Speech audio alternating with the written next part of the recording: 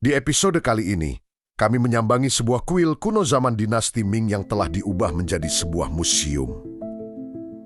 Beijing Stone Carving Art Museum menjadi rumah bagi lebih dari 2.600 relik budaya dari berbagai tempat di sekitar Beijing. Apa saja yang ada di dalamnya? Ayo cari tahu dengan menonton video ini sampai selesai. Nah, jadi itu tuh pintu lain Beijing Zoo yang lebih sepi, sedangkan ini museumnya. Jadi seberang-seberangan aja deket.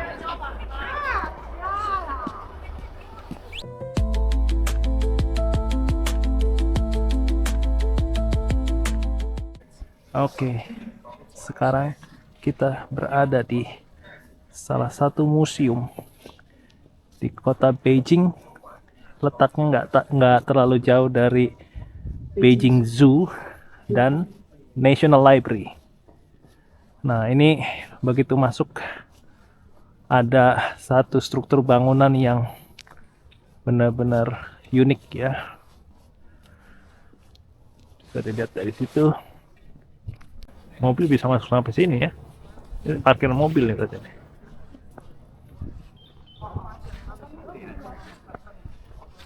Parkiran mobil tepat.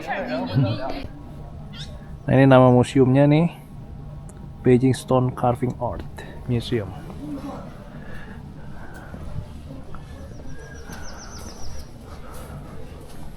Kuil ini didirikan atas perintah Kaisar Yang Lei, penguasa yang sama yang membangun kompleks istana Forbidden City.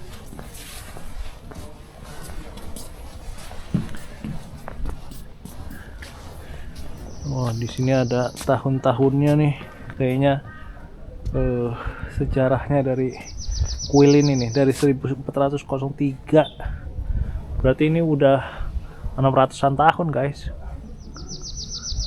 Nah, ini biasanya nih kalau yang di dalam kaca kayak gini nih, ini bangunan aslinya. Jadi supaya preserve ya, supaya nggak kena pegang orang, dikacain.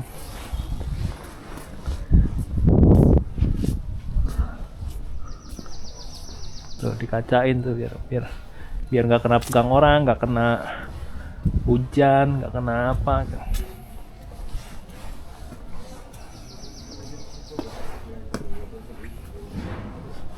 Oh, ini ada penjelasannya di sini. Historical development of Jinjue Temple.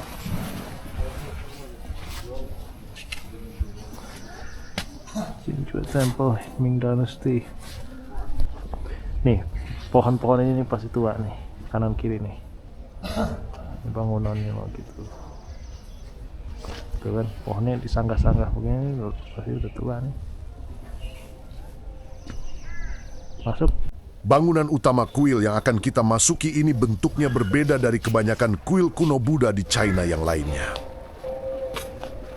Di bagian atapnya terdapat 5 menara kecil yang melambangkan 5 Buddha utama, membuat bangunan ini terlihat unik.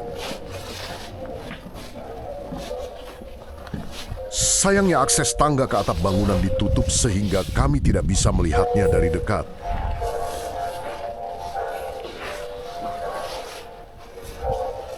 Alasannya karena di atas sana ada ukiran batu kaki Buddha yang amat disakralkan. Kini pengunjung hanya dapat melihat fotonya saja dari sini.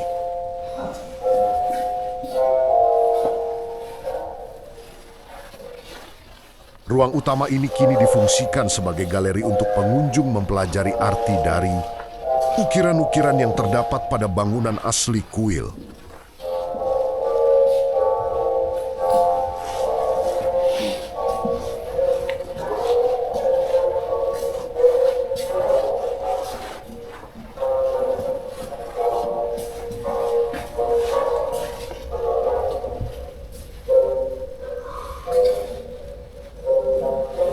Di keempat sisi ruangan, depan, belakang, kanan, dan kiri, terdapat patung Buddha berukuran tidak terlalu besar seperti ini.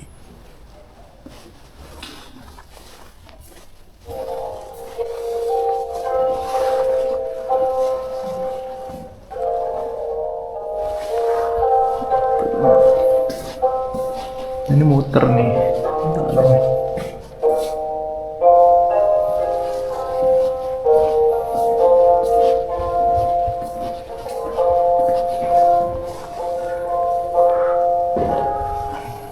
Ini yang tadi masuk.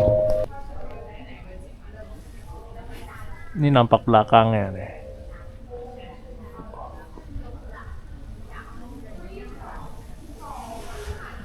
Nah, terus di halaman luarnya ini sesuai dengan namanya kan Stone Carving Museum ya.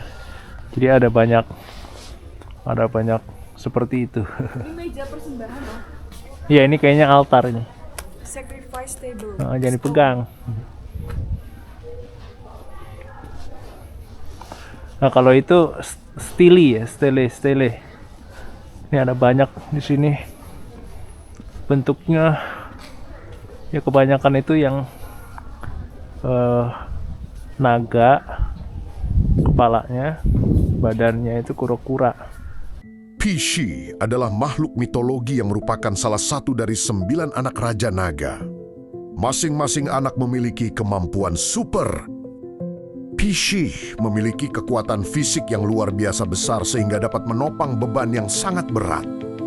Stele-stele kuno ini memiliki 3 bagian. Pishi di bagian bawah, stele di bagian tengah, dan di bagian atas terdapat anak lain Raja Naga, yaitu Fushi. Menurut legenda, Fushi mencintai tulisan dan literatur, sehingga secara simbolik tulisan di stele ditopang dengan kuat dan diabadikan melintasi zaman.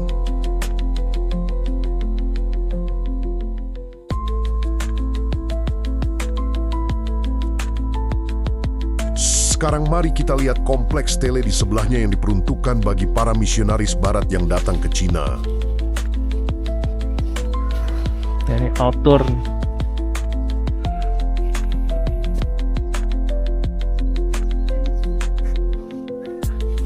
Nah, kita ada di nomor 7 nih.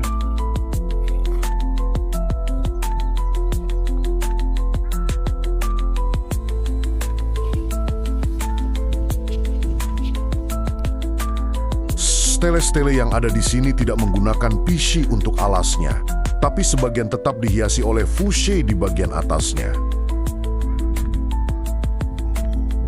Ke-34 stele ini berasal dari perkuburan misionaris di Zhengfushi, yang merupakan markas para cendekiawan Jesuit asal Perancis di abad ke-18. Dari kompleks stele, kami pun beranjak ke bagian paling belakang museum ini.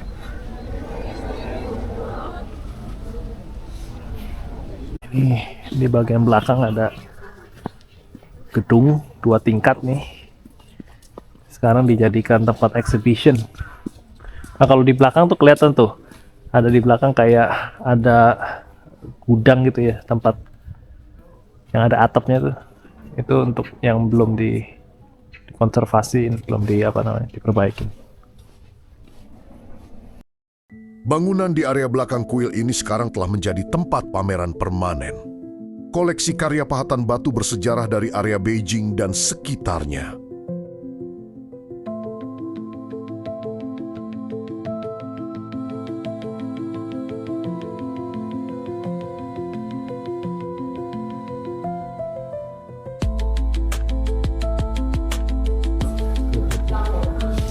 Akupuntur. Jadi dicatatnya dengan cara di carve ya. Di belakang ini. Marmer gitu kayaknya. Buat naruh obat.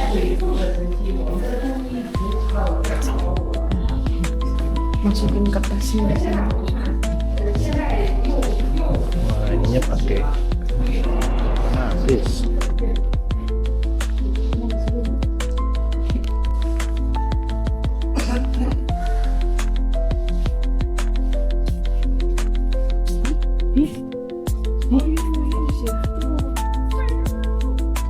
Wah, kayaknya hangat banget. Itu ada garden. Di sini ada cafe nih, cuma musim dingin. Siapa yang mau minum di sini? Iya, ini sih mes-mesan.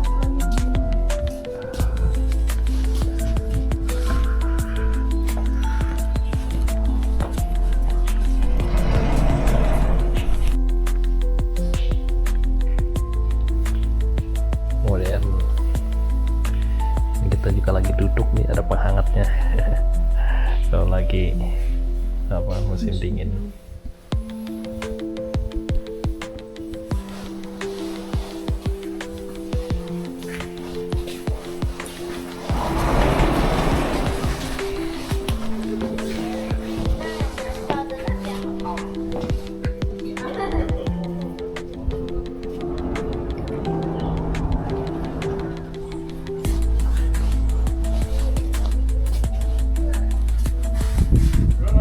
Dilengkapin RAM kayak gini, RAM buat orang-orang tua, buat orang-orang pakai wheelchair.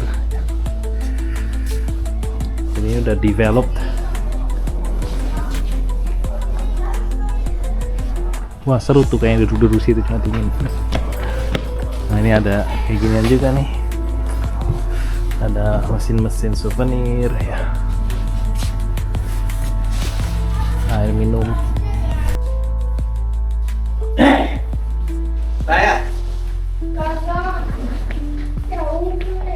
Wah di sini lebih banyak patungan.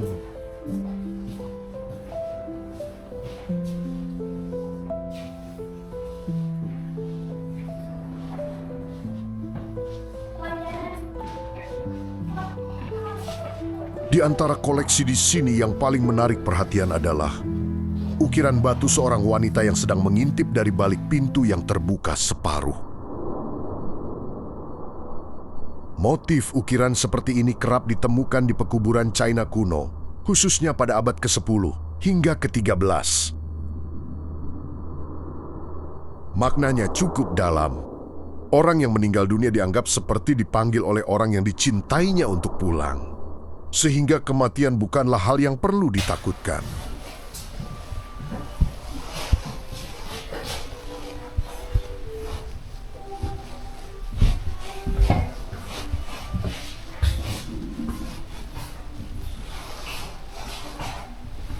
Oh, kayak ada pintunya di situ. Ini mau menunjukkan aja ini apa namanya, carving ukiran-ukiran yang biasanya ditaruh di dekat pintu. Nah ini atasnya.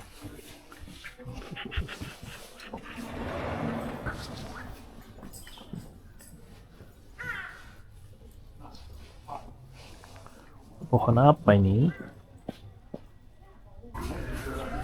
Nah, ini di bagian baratnya ya. Ada kayak ginian juga.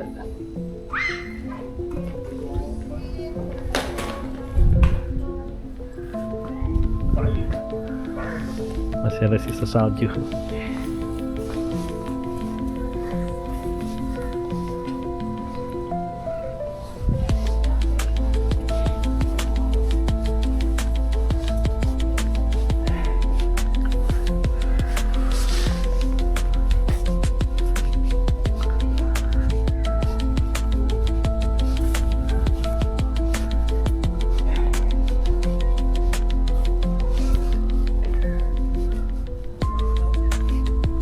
Di area sebelah barat bangunan utama kuil terdapat seperangkat ukiran batu yang berasal dari tahun 105 Masehi. Fungsinya adalah sebagai dekorasi pemakaman pada zaman dinasti Han.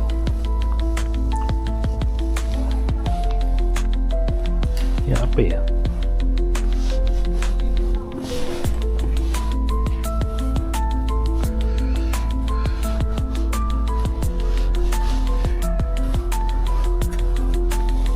Oh ini kuburan tomb.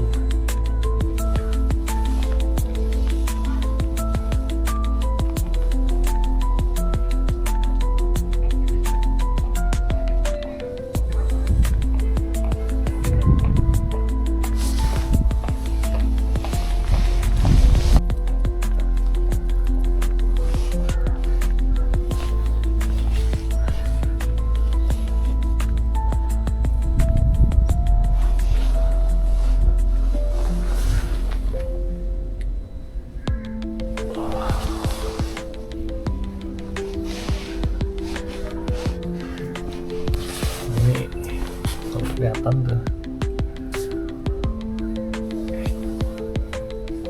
Kelihatan apa enggak?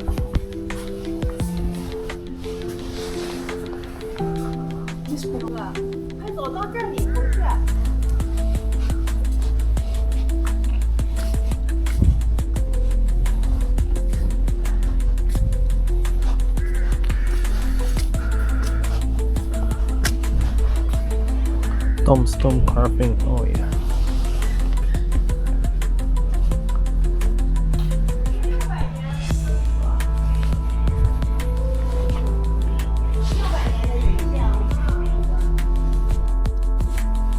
Nah, ini kayaknya lagi ada temporary exhibition ya. In addition to yang tadi permanen itu, ini gedung baru ya.